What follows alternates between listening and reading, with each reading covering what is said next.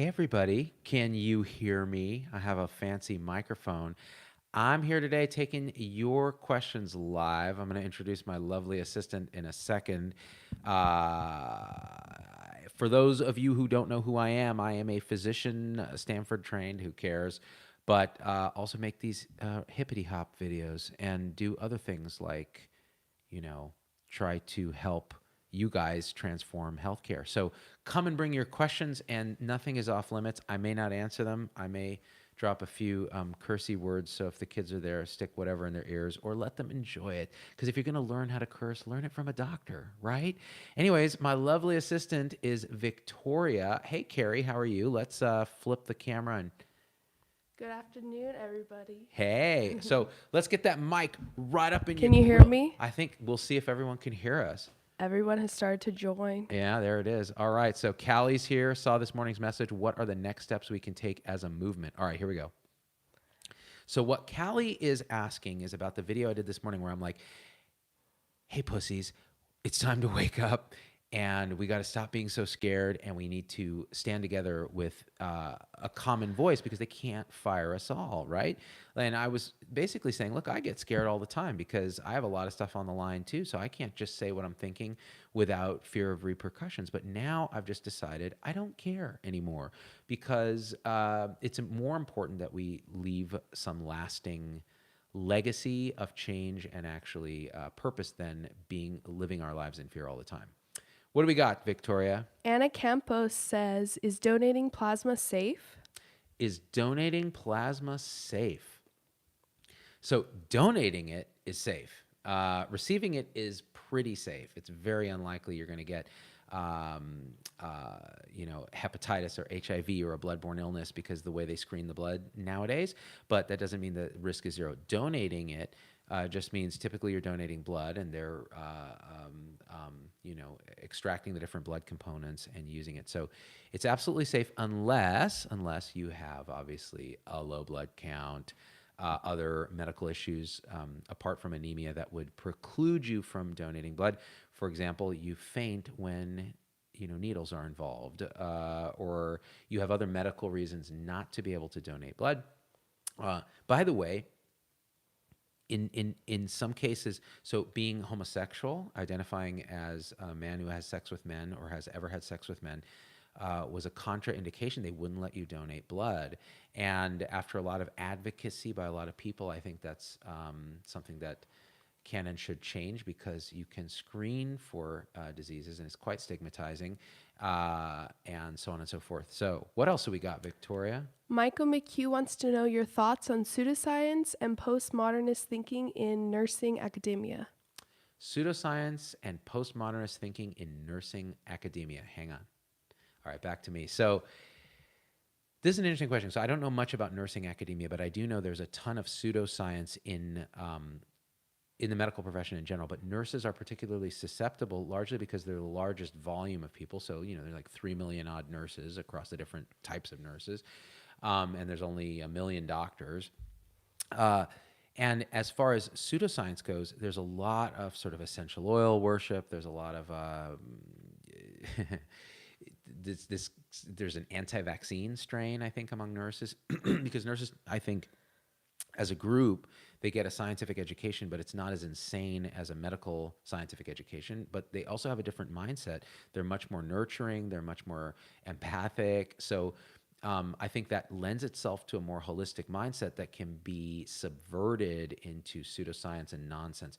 As far as postmodernism goes, I'm not sure exactly what you're referring to beyond, well, all viewpoints are equally valid is the postmodern sort of thing, and it's just all based on reference frame and culture and all of that.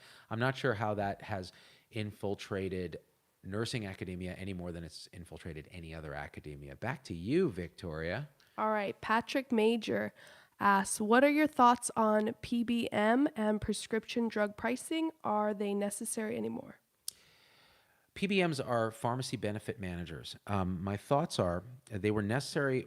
It's hard to know whether they're ever necessary. Their purpose was they negotiate prices with the pharmaceuticals. They're a middleman, and their goal is to try to control drug prices and protect the end payer, whether it's the insurance company or the consumer, from overly high drug prices. So they act as a kind of a negotiator and a middle person. Over the years, that's been perverted and subverted into basically their parasites. So for the most part, they add very little value. They jack up prices. They do a lot of very questionable, untransparent price gouging type stuff, like in terms of what they call rebates and clawbacks and these other things that really hurt actually frontline pharmacists, particularly independent pharmacists, and ultimately hurt the consumer. So my feeling is they are part of the problem now. They're actually a rather large part of the problem, and need serious reform. So I don't like them. Doc Vader has done rants on his good friend Saul in the pharmacy and how the PBMs have destroyed him. So yes, what's next, Victoria? We actually have the same question from two people. Morgan and Mel want to know, what factors do you consider when deciding to let a student shadow, and how should someone approach a doctor they want to shadow? So what was the first part of the question? How do doctors decide how to? What factor do you consider when deciding to let a student shadow? Got it. So, okay, first of all, I get a lot of offers directly to me, like, can I shadow you, ZDogg? And I'm like, dude, I do like a couple days of clinical work now a month. And if you're lucky enough to be at the University of Nevada, Las Vegas, you are likely to run into me rounding with the team in the hospital at UMC there. And so I've worked with medical students on that. If you're talking about shadowing, say you're a pre-med or you're a medical student, I'm not sure why a medical student would want to shadow, because part of their curriculum is you're going to do 2 years of serious clinical, and in the first year you're going to find preceptors for clinical stuff. It's not too difficult. But if you're doing some other kind of shadowing, or you're a nurse practitioner student, right, trying to find a preceptor, a clinical preceptor, the main factors I would look for is how enthusiastic is this person? How well do they communicate? Are they passionate about what they're doing? And actual competence beyond that is less important than communication and passion, because competence can be trained, right? So we're looking for that sort of thing. And then just a general level of humility is always nice, wanting to really learn from the attending physician as opposed to just pretending or projecting that you know it all, because you don't. And that's the Dunning-Kruger effect, where you don't know what you don't know. That's very dangerous. So, and then in terms of advice for applicants, again, it's the same thing. You really have to come with humility, and you're going to have to pound the pavement, because a lot of docs are so burned out and so busy, but they do get joy from having a preceptee. So hopefully that helps. Back to you, Victoria. Veronica Lowe asks, what do you think about the EHR? So what do I think about the EHR? Well, you got to watch the show and you'll see, because I've been talking about the EHR like nonstop. So here's a quick one-line summary of what I think, because I'm about to put out another video on EHR, and it's basically this. The VA EHR doesn't care about billing. It doesn't care about legal defense, because you can't really sue as a VA patient, and we don't bill as VA doctors, say. Okay, and I trained at a VA, Palo Alto, as part of my Stanford training. And so using that system, CPRS, was a joy, because you basically just write what's important about the patient's care, and it's a good data depository, and it's good to communicate with other docs, and that's really it. Then you get to a regular EHR at a normal hospital that isn't part of the system, and you have to bill, and you have to cover your ass legally. Both those things make the EHR basically a glorified cash register, where you're clicking a bunch of boxes to get paid, you're doing a bunch of copy paste to get paid, and you're writing a bunch of stuff to cover your ass legally. It doesn't need to be there. You should write notes that convey the clinical situation, that if something did go wrong, you could figure out what happened, but you shouldn't be having to write 12-point review of systems negative, except as noted above, when you didn't do a 12-point review of systems. So the current whole conception of electronic health record is it's more of a cash register and a compliance device and a legal device than it is a care platform, and that needs to change. All right, what do we got? Mr. Lucius asks, hey, so how can a paramedic make 3.0 a reality? Oh, Lucius Malfoy, listen to me now. So you're talking about Health 3.0, which is our repersonalized, rehumanized, technology enabled but never enslaved, evidence enabled but never enslaved, collaborative, team based care where everybody on the team practices at the top of their training or their license. And in those situations, actually, hold on, look at this. Someone's got to do her homework. What's up, Z-Pup? Can you say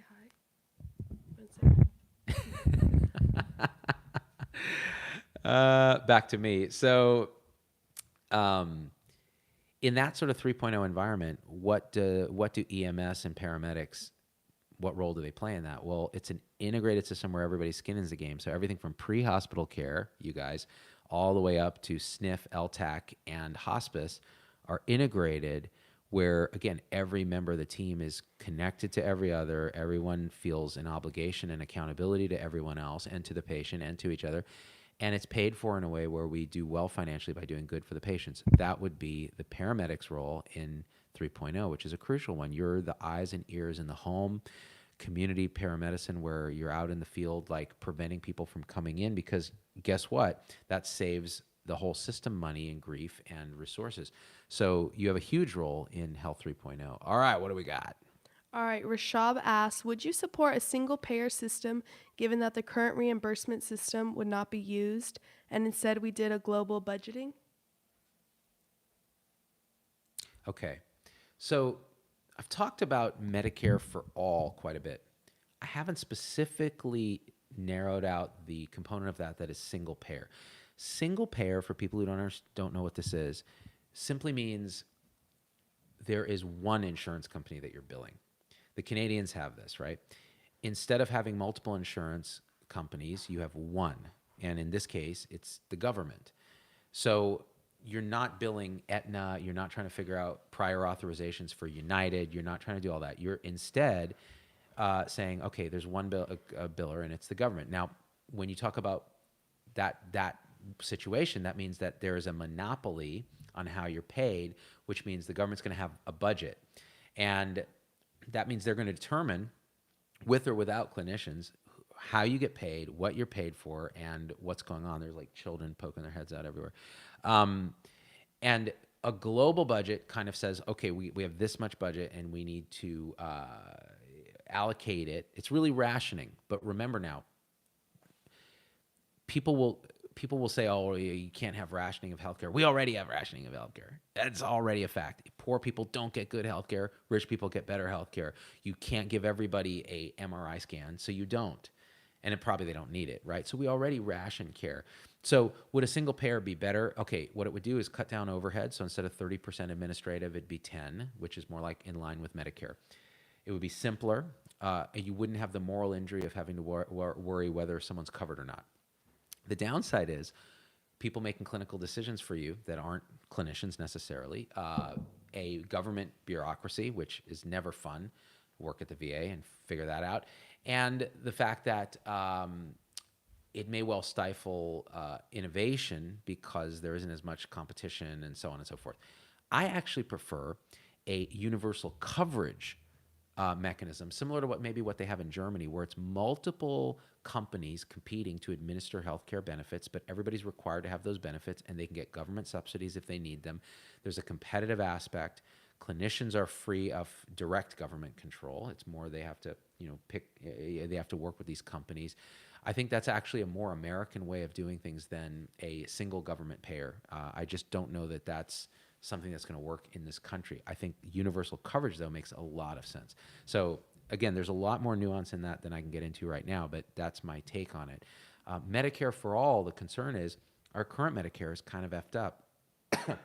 Expanding it to everyone is going to increase costs, increase utilization, and cause a huge amount of difficulty in terms of payments for clinicians, because as it stands, it's difficult without a lot of adaptation to make Medicare work in a budget for most hospitals and clinicians unless you change how they're doing things. Now, I actually think we do too many things, so maybe that would work, but it would take quite a bit of work that I don't know is there. And there's so much lobbying. So when you have a government payer, now instead of like dealing with these huge legacy companies that are profit driven, you're dealing with politicians. So each political cycle, you're going to have a different group of people making different decisions about frontline healthcare practitioners, which to me is quite frankly terrifying. So that's me. That's my take on that. All right, what do we got? All right. Susanna asked your thoughts on HCP who have lost their jobs over being vocal regarding healthcare reform. Okay. So healthcare providers who've lost their jobs, being vocal about healthcare reform.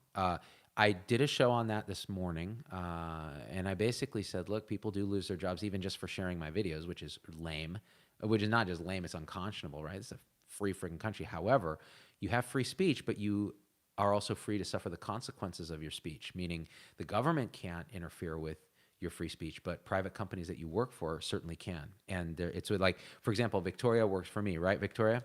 I'm And here. exactly. Now, if she comes on the show and starts dropping the N word, right? And again, I don't know why I picked on that, but it's like the one thing you can't say, right? I would probably have to say, I'm very sorry. I'm going to have to not continue to employ you, right? Because she had free speech. She was able to say that. But I, as an employer, have the freedom to say, that's not consistent with the values of this organization. Now, when you're agitating for change that actually affects an organization and the organization's bottom line has to do with what you're talking about, it becomes an ethical sort of minefield, doesn't it? This would be my take. If an employer wants to fire you for something you say that is in line with, I think, what a lot of people want with in terms of change, whether it's Health 3.0 or whatever, you need to find a new employer anyways, because the people you work for suck a bag of dicks. Like, not just one dick, a bag of dicks. So you should probably consider changing. Now, it's easy for me to say, but this is the thing. If you're a healthcare professional, you're in demand. There's still a lot of jobs in this country for healthcare professionals. So you have a lot of potential hireability, barring a scarlet letter, which they could try to do to you, right? Oh, this is a troublemaker, et cetera. Well, then go find a place that likes troublemakers. It may mean that you need to geographically be flexible. And people are very scared of that. I mean, I gave up a lot going to do what I did. It was very scary, but in the end, it was the best decision I ever made. So I highly recommend that. DWD sent you some money and says, Thank you. best way to get real attention of employers to convince them to offer a direct care model as a plan choice plus a catastrophic care insurance coverage. Is it me, or are YouTube questions just the best? Just the best. Like, these questions, I almost feel like there's ringers in here giving me, like pros that are giving me these questions. So, all right. DPC is direct primary care. Direct primary care is a way of delivering primary care that's off the insurance grid. Instead of paying an insurance company to then nickel and dime a primary care doc, which is dumb. You don't pay your auto insurance for your maintenance on your car, right? You pay the primary care doc directly, usually a flat monthly fee. It could be anything from $30 to $180, depending on what level of care, and is it VIP and what is it. And then you have unlimited access to this doctor and their team. And we did a variant of that at Turntable Health. And when he talks about he or she talks about catastrophic insurance, what that means is, in an ideal world, you have a self-insured employer, which means the employer is paying all the bills themselves. So they have a lot of flexibility. They have a lot of skin in the game. They're the insurance company, right? And the big employers in this country are all self-funded: Amazon, Walmart, all these. And I've worked with Walmart. They're really quite enlightened when it comes to healthcare stuff. So believe it or not. So since they're paying the bills, they could say, okay, we're going to provide you catastrophic wraparound insurance. What that means is, if you get into a car wreck, if you have cancer, if you need like a derm consult for this likely basal cell carcinoma on my nose that I'm seeing a dermatologist for on Friday, at least I think it's a basal cell, but we'll see. That'll be a fun live show. Z-Dog gets diagnosed with skin cancer live. So if you need that, the insurance covers it. But the employer then pays directly to the primary care doc. the fee. So the employee gets unlimited access to great primary care. That great primary care keeps the employee out of trouble and unnecessary specialty care and hospitalization. And that's what we proved at Turntable. So it works. So how do we convince employers to do this? Go talk to them. So I talked to them en masse. I did a thing with Victoria. Remember that thing, Victoria, we did I in do remember Half that. Moon Bay? So Victoria and I spoke to the Pacific Business Group on Health, and it had some of the biggest employers in the country, like the Amazons and the Walmarts and the Home Depots were there. They're benefits people. And I pitched this case. And I'll tell you, a lot of them are on board with this. It's just tricky to find the DPC networks that are going to deliver the care in an integrated way with data that shows that it works. That's the challenge. So we have to start showing data. We have to integrate into teams of direct primary care that are loosely affiliated, that maybe share some IT infrastructure, so there's a little more power, a little more, a few more choices for employees to go see. And you need to put some skin in the game for the employees and say, oh, if you do this, you're going to get some other benefit, right? Because it's a better way of doing care. So that's my take on that. What's up? Daniela Brazil asks, what are your thoughts on sleeve surgery? Gastric sleeve surgery. So I'm not an expert in this. I know a lot of people who've had it done who swear that it really, really did help. I know some people who've had it done this is for weight loss, you guys. So it's a operation on the stomach that, again, changes the size of the stomach and makes it such that you have to eat, small, frequent meals, which can cause weight loss, and it does work. There's people who it doesn't work for because, again, they haven't changed their underlying relationship to food. They haven't changed the behavioral issues related to food. There may be some other issues related to food that the surgery did not fix. But for many, particularly those with diabetes and stuff, it can be a almost curative because the diabetes just starts to go away. And it's unclear exactly why that is. So I think you should talk to your physicians about that. Start with your primary doc and then see a bariatric specialist. Those are the doctors who do those procedures. And if diet and exercise and behavior change aren't working, because it's a hard thing to do. What we got? Annan has a med school question. What do you think helped you stand out as a unique applicant besides GPA and your MCAT scores? Okay, great question.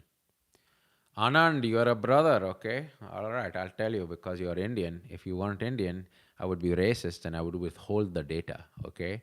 So here's the deal. Some of the best advice I ever got was from a second-year UCSF medical student who was staying at our house when I lived in Berkeley. I was a Berkeley undergrad, and I didn't have the perfect GPA. In fact, let me remember this. So I had straight A's my first year at Berkeley. Then my second year, you dabble in the things that Berkeley is known for. And I lived with a bunch of guys my second year. I moved out of the dorm, and we just basically partied all the time. I stopped going to class because class seemed lame. Next thing I know, I have straight B's, like for a semester. A semester of straight B's is like med school suicide if you're trying to go to UCSF, which is where I wanted to go. In fact, I wasn't going to go anywhere else. Like, I didn't want to be a doctor that bad. I was still like, I want to be a rock star. Like, I want to be an artist. I don't want to do this. This seems hard, and my parents seem miserable. But I like science and I like people. So if I'm going to do it, I'm going to go to a school I love, which was UCSF, because they were like hella progressive. And at the time I was like, let's change the world, right? Still kind of am. And so I had my GPA was looking crappy. Well, this kid who was a second year happened to be a friend of one of my housemates, the same housemate who probably dragged me into the abyss of getting the B's in the first place. And by the way, my MCAT score, well, we'll talk about that. So what ended up happening was he told me, he said, listen, what you need to do is you need to distinguish yourself. You need to show them what's special about you, because UCSF picks people that are outliers. And it's not, you need a minimum GPA, but it's really about showing them something remarkable. And he said, and he gave me some different tips that he did. And I said, well, you know what? If this jackass can do it, because he was like a stoner, like had a beard, used to show up on the wards in flip-flops. Like, this guy was off the radar. He ended up dropping out of school, actually. So, but I was like, he was the only role model I had, except for my parents who trained in India. It's like, they don't know how to get into U.S. medical school. So what ended up happening was I ended up saying, okay, I had a bunch of AP credits. Here's how I'm going to distinguish myself. I'm going to graduate in 3 years with a major and a minor. So I had a major in molecular biology, a minor in music. My GPA was like 3.7 something, right? It wasn't amazing for UCSF. UCSF, the average GPA was something like 3.99 at the time. And so the second thing I did was I did okay on the MCAT. So I did fine. I didn't ace the MCAT, but I did well enough that they asked me to teach MCAT at the MCAT course that I took, the Berkeley Review. But it wasn't like even my biology score wasn't amazing. But the third thing I did is when I finished in 3 years, I took my fourth year that I would have been in school, and I started doing research when I was a third year in a lab. This guy James Fristrom, who ended up becoming a mentor, doing Drosophila genetics. And am I a scientist to the level that I would do that for a living? No, but I was passionate about it. It's the same thing. It goes back to this thing about how do you get a preceptor. It was the same thing. I said, well, this is something that I can care about if I want to. And I did. And I ended up publishing a paper and doing all this stuff. And he wrote me this amazing letter of rec. And that combination of things, weird guy, plays guitar, like wants to be a rock star, but will settle for being a doctor. Finished in 3 years with this double thing and did research. That was enough. So it takes, if you want to get to a top school, if you want to go to school, right? You don't need to be that insane, but you do need to stand out. I really think it matters. All right, back to you. Guy that comments, how long during fasting does it take the body to switch from running on carbs to running on body fat? Is it 6 hours? Great question. So this is a very complex and nuanced question. And again, I'm not a biochemist, but I do have some facility and knowledge about this. So having dabbled in all these things as well and knowing the great Peter Attia, who's taught me a lot about this stuff, pretty much once you stop eating carbohydrates, your body will quickly start to exhaust its stores of glucose in the form of glycogen. Glycogen stored in the liver and the muscle mostly. So as you start to burn through that, and that's usually like about 200, I forget what it is, 200 grams or something of sugar stored in glycogen, at least in the liver.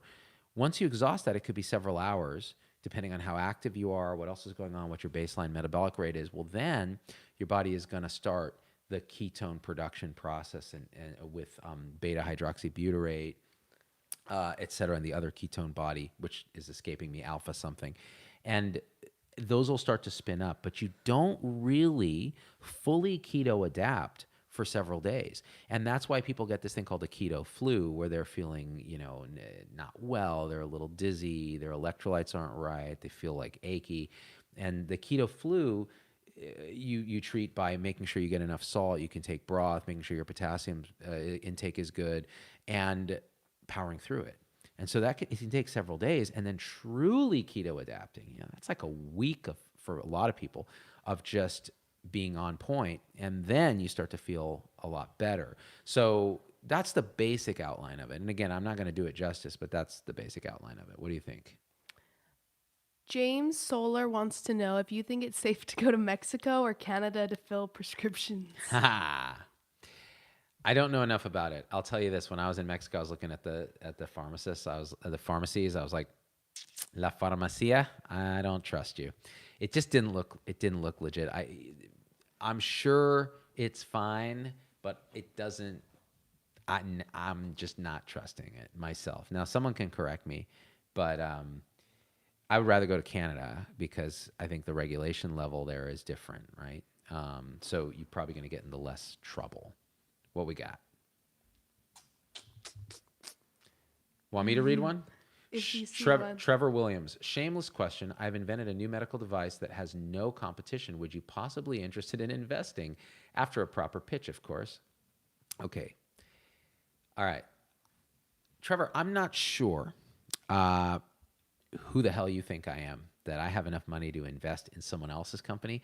I'm always begging money for my own company, which is ZDogg MD Industries. So that's why you guys are like, we've raised $4.90 on this cast. But I don't really invest in companies. I'm not an angel investor. The company I invest in is my own. And by investing in that, I invest in my people. So Victoria, Tom, Logan, et cetera. Those are the people that I invest in our company and in our content and that kind of thing. So the short answer is no, but you should pitch people that care about that stuff, and they exist all over the place now. It's a very hot sector, as always. And that's what I would say. Next question. Molly asks, talking about the VA, what are your thoughts on the Mission Act? Do you think it is a way where the VA can get out of seeing PTs? Okay. The Mission Act is a way for VA to get out of seeing patients. I don't know what the Mission Act is, so I'd have to Google it so someone can fill me in, but I actually don't know what it is. I wish I did. So when I don't know something, I'm just going to tell you that I'm a dummy and I don't know. So if someone, oh my gosh, Connie Borgiali just gave us a 1999. Dude, you just crushed the game, Connie. Thank you for that. If she leaves a comment, we got to read it. Jeno Sky Uh-huh. says, have you looked at Andrew Yang's posses? He's running for president. Please interview him. Andrew Yang. Okay. And I'm with you. Okay. What does Victoria think of Andrew Yang? I love Andrew Yang and I want him here. Why? Because I feel like he is the next step for our country and he actually cares about making us progressive in the right way. In the right way. What do you mean by that? Like, he's for the people, it seems, and less about the money. And he actually wants to improve the quality of people's lives. Got it.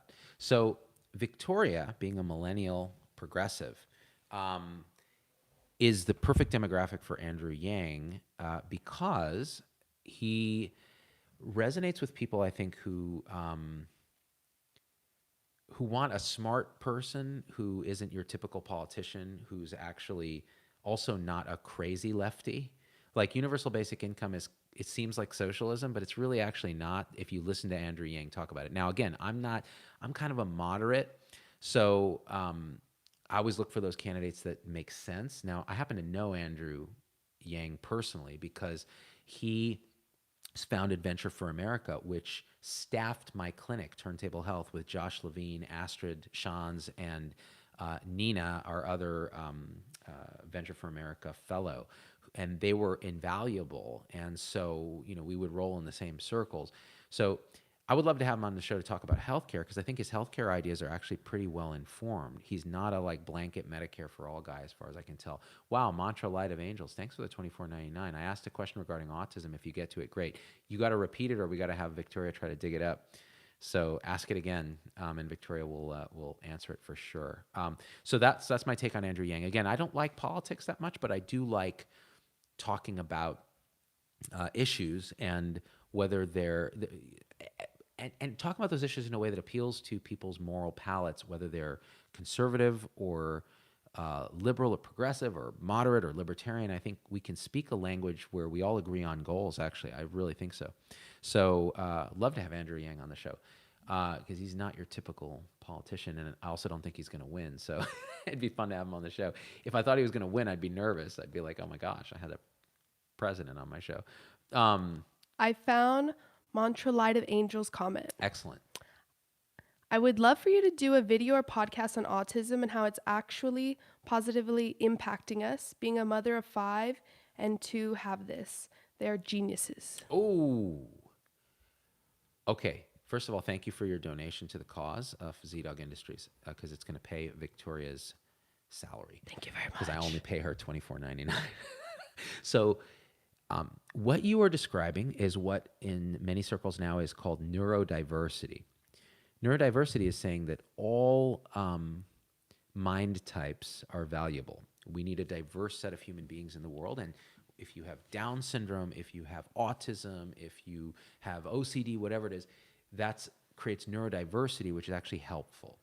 What you said about your children is beautiful, which is that they are geniuses, right? So they're adding something beautiful to the world. Do you, and this is where I have trouble with the anti-vaccine movement, the cult of anti-vaccine, which is, we would like to stamp that out because we think it's worse than death. We would rather a child die of measles than get autism from a vaccine, which, by the way, doesn't happen, but they believe that it happens. And so I'm with you. I think children and adults with autism can contribute tremendously to society, to the world, to their own and the happiness of others.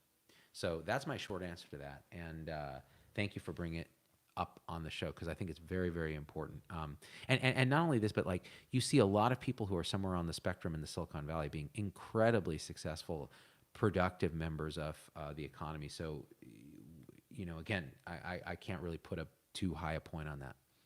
What do we got? Molly Cagle sent you $6 and asks, do you believe in equal reimbursement for NPs and PAs for the same treatment as MDs?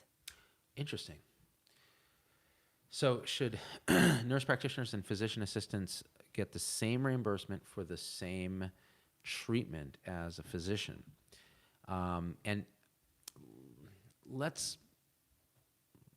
me answer it this way, because this is obviously a minefield, because their training is different.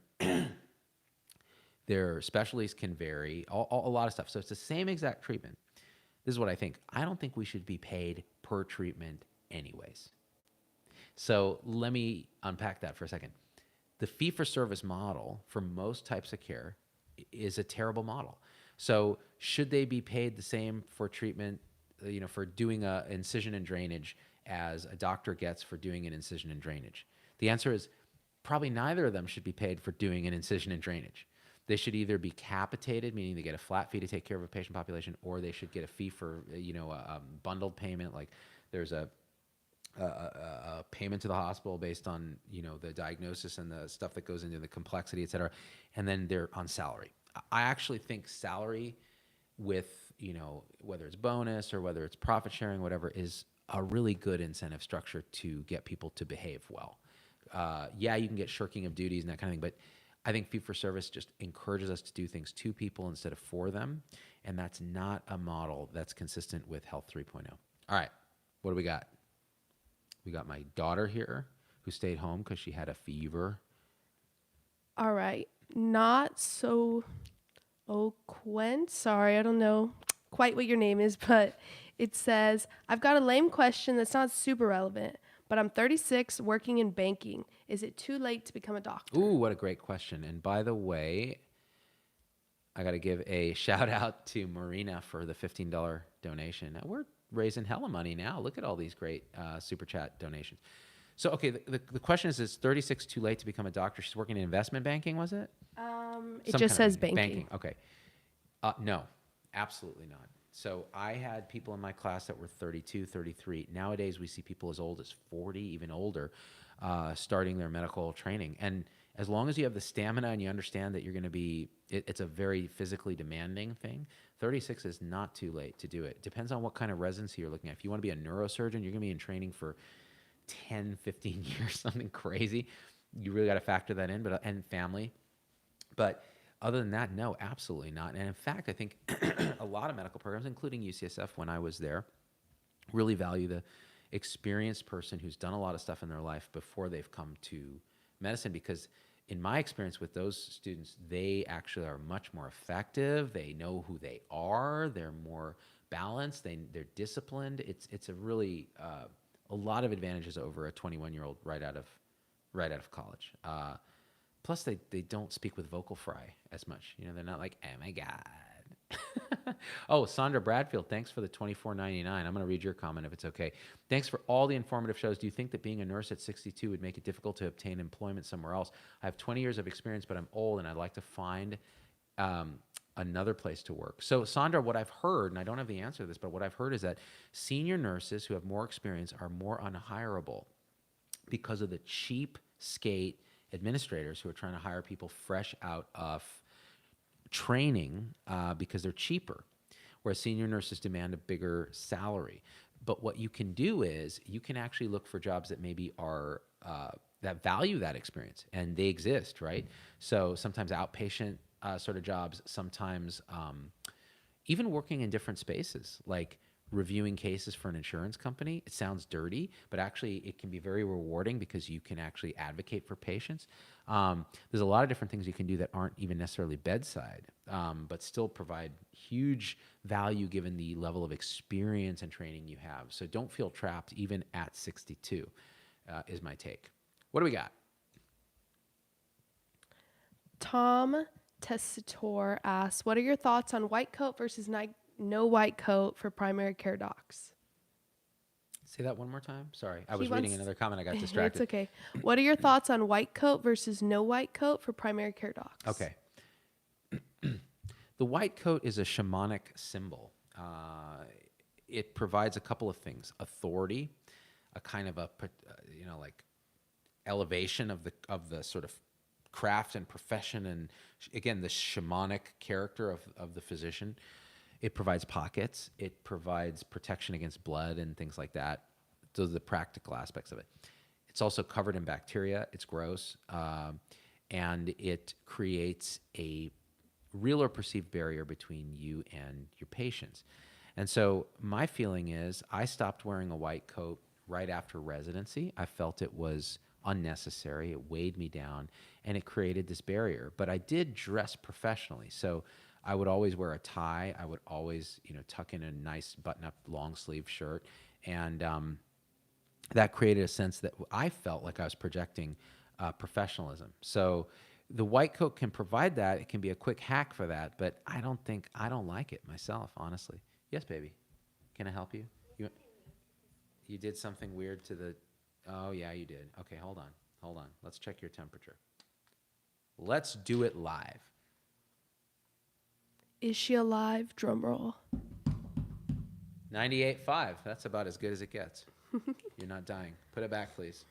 Since you're not dying, I can yell at you now. What do we got? Assad wants to know, why be a hospitalist? Why be a hospitalist, says Assad. There's many reasons. I made that choice because I was trained to be a hospitalist, because that's what residency trains you to do. It doesn't train you to do outpatient medicine very well. It trains you to be an inpatient doctor. I like the acuity of it. I like the team. The main thing is I like the team. I like the support. I liked having colleagues all the way around me that I could ask questions to when I didn't feel smart. I liked being able to directly interact with specialists. I liked the hospital infrastructure. I liked the complexity of the cases, and I liked being able to see people when they were having the worst day or month or year of their life and be with them. That's what I liked. So that's why I chose hospital medicine. Last question, I think. What do you think? Okay, Josiah Zachary says, do you see change to the U.S. system coming from academic healthcare institutions or from providers migrating to the community systems? Who are these YouTube people? They're so smart. They ask such good questions. Okay, this is my take. Academics is a sham. I'm going to say that again. Academics is a sham. I don't think a lot of innovation is going to come from that space. I think some will come from there, and there are wonderful people working in academics, like my friend Marty McCary. It can be great, right? But really, innovation is going to come for people out in the field that are not stuck in the ivory tower, that are not in a publish or perish environment, that are not in this sort of bubble. It's going to come from people out in the community who are doing entrepreneurial things. That's what I think. And again, I'm biased. I mean, I was in academics, and then I wasn't in academics. And you got money? How much money did they have? How much money? It says, I think, $106 so far. Yeah, you're going to get none of that money. I know. That money's We gone. have one more question. Go for it. Patrick Murray sent you $5 Thank you, Patrick. and says, what's the point of the temporal? Throw it out. Isn't tempura a sushi? No, not tempura. The temporal. She's hungry. Temperature probe. So temporal being this, and the probe. What's the point of it? The point is that it's a quick and dirty way when this kid needs a quick temp. Like, I don't need it to be super fine accurate. I just need it to tell me fever or no fever. That's all I care about. I don't care if it's 101.2 or 101.9. For her, all I care about is that it's quick and easy, and the kids can do it on themselves because they like that measurement. They're part of the measurement industrial complex. So that's why we have the temporal probe. It works pretty good too. Not gonna lie. Probe? You're a probe. I thought aliens probe your butt. They can probe your butt. They've been known to probe your butt. Matt Burke, please talk about Save Bobby at Mott's Children's Hospital situation. It has to do with the removal of life support from and misinformed families. Very public. Okay, so I don't know about the Save Bobby thing. I've heard about it from other people, but I don't know what it is because I've not kept up with that. It sounds like a good subject to talk about with David Magnus, who's the chair of bioethics at Stanford, who's going to be on my show in the next few weeks. So we'll table that for that discussion. He and I talked about other things like Charlie Gard and these other situations. And these are very nuanced and complex cases because you're not there. So it's very hard to know what's actually going on. And so I'm always reluctant just to jump into a press thing and say something, impulsive and emotional when I don't know enough about it. Yeah, I hope that makes sense. All right, guys, look, it's like already 5:30. Victoria's got to be gone at 6. These kids have to do homework. I've got to order Pancho Villa Taqueria. Yeah, I do. I have to write Oh. a whole real estate ad. Oh, you have to write a real estate ad. Oh, what a hard life you have. Daddy went to medical school, all right? Do you understand? You chose to do that. Yeah, I chose to do that because I'm a pimp. Well, okay, Mantra Light for Angels just gave us $50. Just want to thank you for everything. Mantra Light for Angels, you are awesome. Thank you to everybody who, not just the money, but who really contributed to this discussion. Yes? Omar wants to know how to join the tribe. Okay, you're talking about the tribe. You're talking about the super PAC, the supporters on Facebook. Go to facebook.com/become supporter/ZDoggMD, or just go to Facebook and my Facebook, and you'll see a way to do that. You can also support us on Patreon, and those are great ways to support our show. When you do that, it keeps us free of all kinds of bull crap. So I really appreciate what you guys do. What I really appreciate about this is how smart you guys are, because you ask really good questions, and Victoria just has to it's like shooting fish in a barrel for her, right? So let's do this again. If you guys like this, weigh in, share this video if you don't mind. Get people to subscribe on YouTube. We're still like, you know what's embarrassing, you guys? So, okay, here's what's embarrassing. On Facebook, I have 1.4 million followers. Doc Vader has 600,000 followers on Facebook. So that's like 2 million followers between those two. On YouTube, we have like 162,000 subscribers. Like, there are young medical students who have more subscribers than me. I don't know what it is, but you guys need to help me out. You need to tell a friend. You need to get people to subscribe to us on YouTube, because whenever there's press about me, they always go, yeah, he's got like 160,000 subscribers on YouTube. And I'm like, sounds low compared to 1.4 million. I think we should get it up there, all right? Dr. Mike, I'm looking at you. Give me some of your subscribers, bro. All right, what do you think? Goodbye. And Victoria, thank you for, hold on, let me show Victoria, because I don't know where the button went, because it's on my white shirt. I can't see it. There it is. Thanks, Victoria. Yang gang. Say bye to Yang gang. Right, we out. Peace. And